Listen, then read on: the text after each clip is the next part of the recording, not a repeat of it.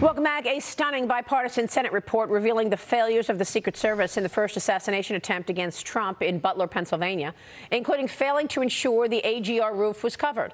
The report also reveals a Secret Service agent requested drone equipment days before the rally, but it was denied by the Biden-Harris administration with no explanation. The committee confirming Secret Service knew about a suspicious person with a rangefinder for at least 27 minutes before shots were actually fired, but they still allowed former President Trump to stay on stage. An interview with the Secret Service counter-sniper team leader revealed it did not cross his mind to keep Trump from going on stage. I spoke with Tennessee Senator Marsha Blackburn yesterday on this. Watch. It reads more like the Keystone Cops than the Secret Service. I think it is disrespectful of the job the Secret Service is given to do. And when you're trying to dial 1-800 numbers to figure out how to fly a drone, and you're trying to repair radios, and you're doing this at the time the event starts, it shows there was a lack of planning. No one seemed to know who was ultimately in charge. Joining me now is West Virginia Senator Shelley Capito. She's the Republican Vice Conference Chair and a member of the Senate Appropriations, Commerce, Science, and Transport, Environment, and Public Works and Rules Committee. Senator, good to see you. Thanks very much for being here. What is your reaction to what we've learned from the Secret Service?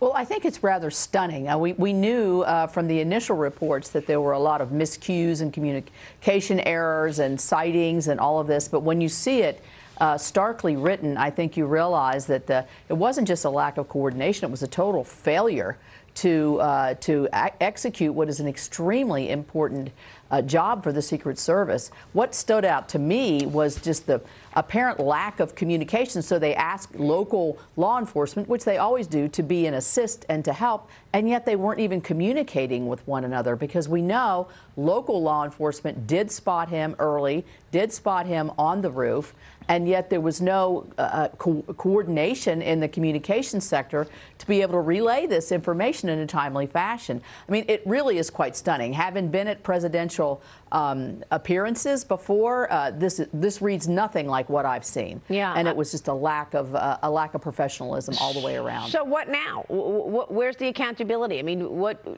how will things change? Well, I think obviously the head of the Secret Service is gone, because and that's good news. I think we did in this continuing resolution give the Secret Service more resources, but let's be sensible here. We only have another 5 weeks or so of an election, so what kind of impacts can that have? I just recently, or this morning, will be releasing a letter to the Secretary Mayorkas to say you need to get on a communications channel where a coordinated communications channel. These are really quite simple from a technology standpoint to encourage that the technology that's available is quite easy. I think the oversight has to continue, and I think, if this I think the administration has to quit denying additional resources to a potential president of the future, as in President Trump and a former president. I mean, all of these things just added up are quite alarming. Well, I mean, look, at this point, we know that Alejandro Mayorkas was overseeing the wide open border, 10 million illegals coming into the country, 2 million gotaways. Right. We've had crime at the hands of these illegal migrants, murders as well. He's also overseeing the Secret Service. So where does Alejandro Mayorkas stand at this point? Will the Senate do anything about this? Well, I think that he does own this. And he should be held accountable, but he can duck and weave so successfully that at this point in time, I think the best thing is to make sure that our candidates, particularly President Trump, with so many threats on his life, are safe, and their families and their vice presidential candidates. Mayorkas obviously is failing at the border. He's obviously failing in terms of ICE and detention, and this is the Biden and Harris administration's this lays at their feet in terms of this border failure, but so does the Secret Service failure. Well, it's interesting because President Biden continues to say that he and Kamala Harris did all of this together. He did so in a speech yesterday. He did so on The View. Here's the president when he visited The View this week. Watch this.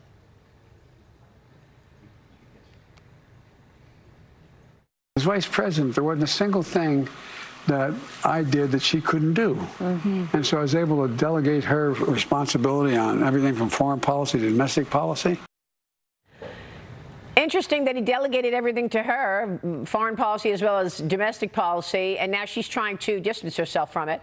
The vice president spoke yesterday at the Economic Club in Pittsburgh. She rolled out some of her policies, and she slammed former President Trump. Watch this.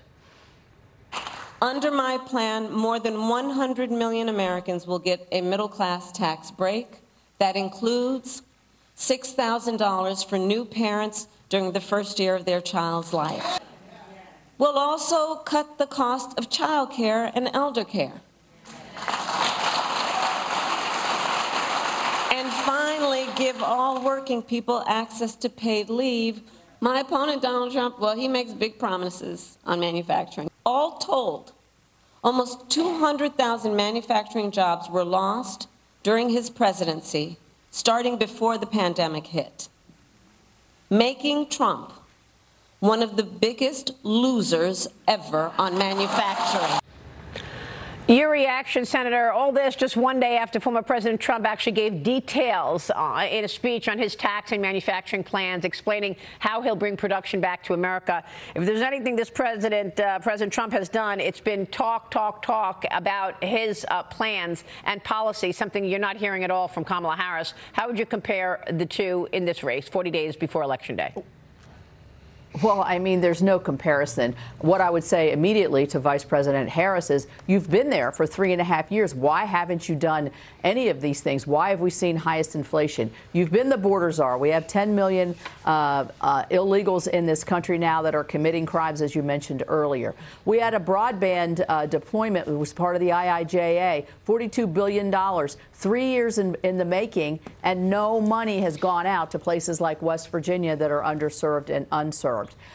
She's also been in charge of the care of the women of Afghanistan, who are now being so brutalized in their own country that they're crying for help. I mean, she's inept in every single category that supposedly the president has given her the authority to act. And then she has the nerve to say, things are bad and we're going to create things that are better. Things are bad because she's there in the Biden-Harris policies.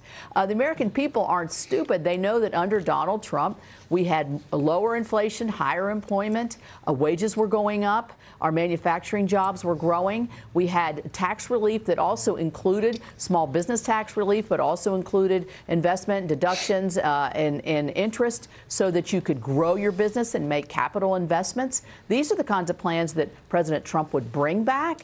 She only wants to have a $4 trillion tax cut to give away more money. And I think those are the two contrasts that I see. Well, I mean, look, let's be clear. If she doesn't extend the Trump Tax Cuts and Jobs Act, then that means everybody's taxes go up.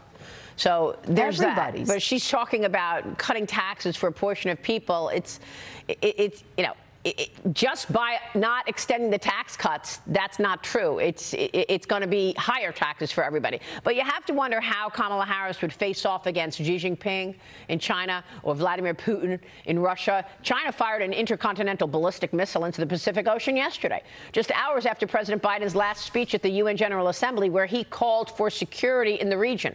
Were they getting back at him for that? The Pentagon said China notified the U.S. ahead of the test launch. Senator, you recently introduced a strategic act to strengthen the U.S. against China with a wide-ranging set of proposals on the military, the economy, trade relations, and much more.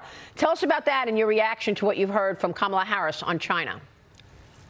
Well, I think obviously the fact that China launched that missile, a missile that they haven't launched in the ocean in over 40 years, immediately after our president addressed the United Nations, is a total finger in the eye of the United States. And also the region. They've had unrest with the Philippines. Obviously, you see the Australians and the New Zealanders calling question into what kind of notification they were given, the Japanese as well. So the neighborhood is upset with China. And I think that this strategic act will make more accountability for China, will ratchet down or ratchet up the help for the neighborhood in terms of Taiwan on and our friends in the region.